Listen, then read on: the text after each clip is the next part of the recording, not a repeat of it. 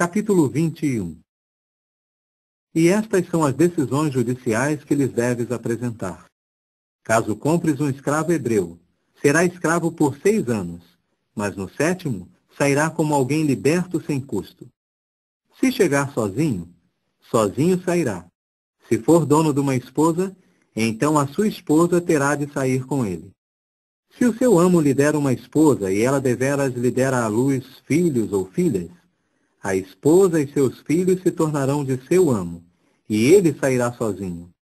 Mas se o escravo disser com insistência, eu amo realmente meu amo, minha esposa e meus filhos, não quero sair como alguém liberto, então seu amo terá de levá-lo perto do verdadeiro Deus e terá de encostá-lo à porta ou à ombreira.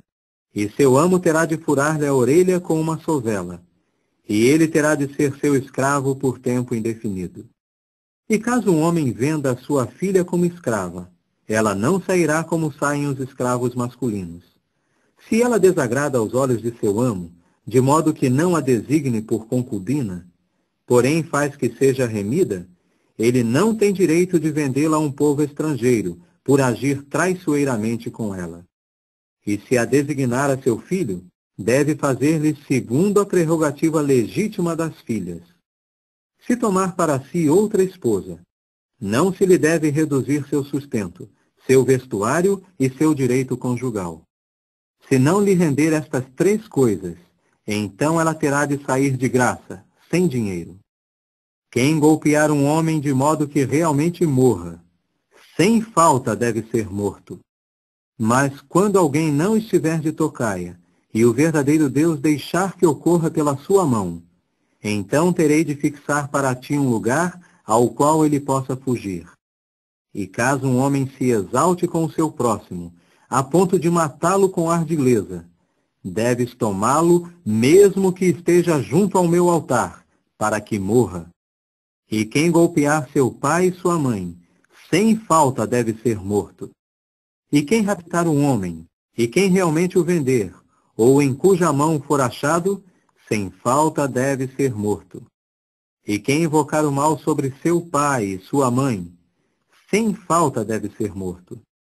E caso o homem chegue a altercar, e um golpeie outro com uma pedra, ou com uma enxada, e ele não morra, mas caia de cama, se ele se levantar e deveras andar em volta, portas afora, com algo em que se apoie, então aquele que o golpeou terá de ficar livre de punição. Somente dará compensação pelo tempo de trabalho que o outro perder, até que o faça completamente são. E caso um homem golpeie seu escravo ou sua escrava com um pau, e o tal realmente morra sob a sua mão, sem falta deve ser vingado. No entanto, se demorar 1 dia ou 2, não deve ser vingado, porque ele é seu dinheiro. E caso homens briguem entre si, e eles realmente firam uma mulher grávida, e deveras saiam os filhos dela, mas não haja acidente fatal, sem falta se lhe deve impor uma indenização segundo o que o dono da mulher lhe impuser. E ele tem de dá-la por intermédio dos magistrados. Mas se acontecer um acidente fatal, então terás de dar alma por alma, olho por olho, dente por dente, mão por mão, pé por pé, queimadura por queimadura, ferimento por ferimento, pancada por pancada. E caso um homem golpeie o olho de seu escravo, ou o olho de sua escrava, e realmente o arruíne, deve mandá-lo embora como alguém liberto, em compensação do seu olho. E se for o dente de seu escravo, ou o dente de sua escrava que arrancar a golpe, deve mandá-lo embora como alguém liberto, em compensação do seu dente. E caso um touro escorne um homem ou uma mulher, e o tal realmente morra, sem falta se deve apedrejar o touro, mas não se deve comer a sua carne. E o dono do touro está livre de punição. Mas se o touro anteriormente escornava, e se tiver advertido seu dono, mas este não o tiver mantido sob guarda, e ele matou um homem ou uma mulher, o touro deve ser apedrejado e também o seu dono deve ser morto.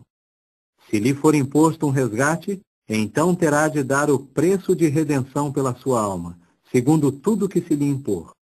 Quer tenha escornado um filho, quer tenha escornado uma filha, deve-se-lhe fazer segundo esta decisão judicial. Se tiver sido um escravo ou uma escrava a quem o touro escornou, dará o preço de 30 siclos ao amo dele, e o touro será apedrejado. E caso um homem abra um poço, ou caso um homem escave um poço e não o cubra, e um touro ou um jumento deveras caia nele, o dono do poço deve dar uma compensação. Deve restituir o preço ao seu dono, e o animal morto se tornará seu. E caso o touro de um homem fira o touro de outro, e ele deveras morra, então tem de vender o touro vivo e dividir entre si o preço pago por ele. E devem dividir entre si também o morto. Ou se era conhecido que o touro escornava anteriormente, mas o seu dono não o tiver mantido sob guarda, deve impreterivelmente dar em compensação, touro por touro, e o morto se tornará seu.